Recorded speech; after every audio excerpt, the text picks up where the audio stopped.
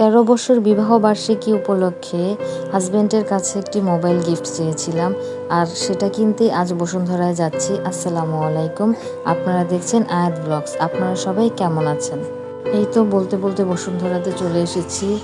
শুনেছি বসুন্ধরায় বেসমেন্টে নাকি অনেক ভালো ভালো মোবাইল পাওয়া যায়, তাই এখানেই ফার্স্টে আসলাম।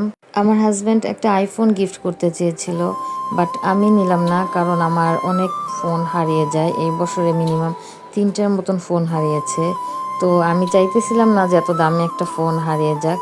তো কম বাজেটের ভিতরে আমি দেখলাম যে রেডমি নোট 13 মোবাইলটা খুব ভালো।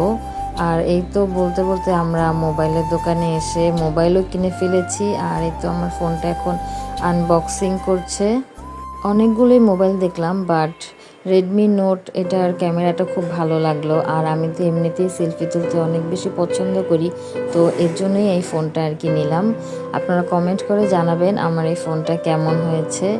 আর এই তো ফোন কেনা শেষ, আমার হাজব্যান্ড সব কিছু চেক করে নিচ্ছে। আর ফোনের সাথে আমার একটি চার্জার এবং পিছনের ব্যাক কভারটা দিয়েছে। আমাদের ম্যারেজ ডে তো অনেক আগে চলে গিয়েছে, সময় হচ্ছিল না, তাই ফোনটা কিনতে পারছিলাম না। তো আজ সময় করে চলে এসেছি। আর এই তো আমার ফোন কেনা শেষ।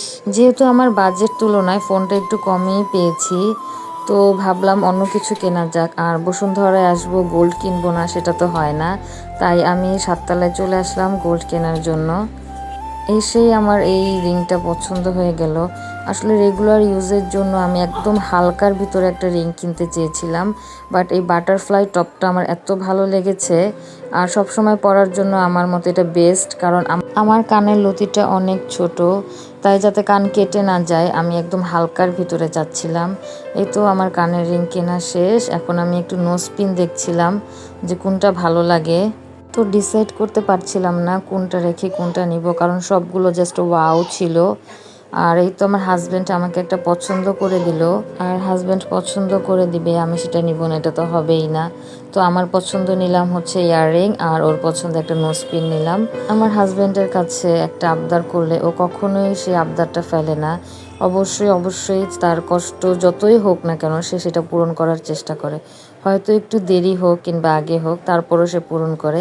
আলহামদুলিল্লাহ, এই তো আমি এই রিংটা কিনে ফেলেছি, আর সাথে নোজ পিনটা কিনেছি। আপনারা সবাই কমেন্ট করে জানাবেন আমার ইয়াররিং আর নোজ পিনটা কেমন হয়েছে। এই দুইটা কেনার পর আমার আবার একটা পার্লের সেট খুবই পছন্দ হয়ে গিয়েছে। আর সেটার বিষয়ে দামাদামি করছিলাম যে নিলে কত টাকা কম বেশি রাখবেন। তো ওনারা বললো যে স্বর্ণের দাম তো ফিক্সড করাই থাকে, হয়তো কম হয় কিংবা বেশি হয়, দামটা আপ ডাউন করতে থাকে।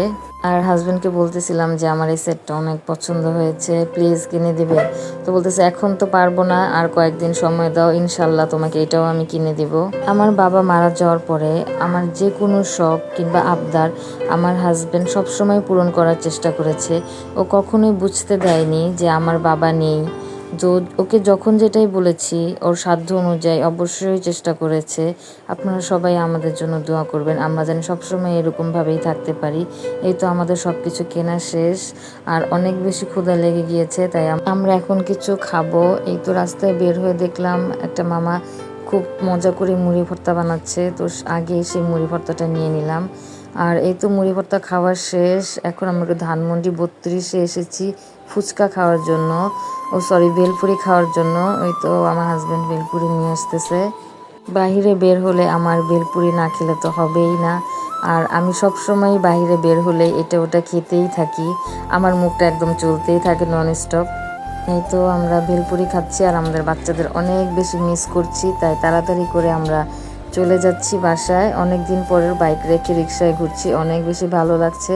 আপনারা সবাই আমাদের জন্য দোয়া করবেন, লাইক কমেন্ট ফলো এবং শেয়ার করবেন। আজ এই পর্যন্তই, আল্লাহ হাফেজ।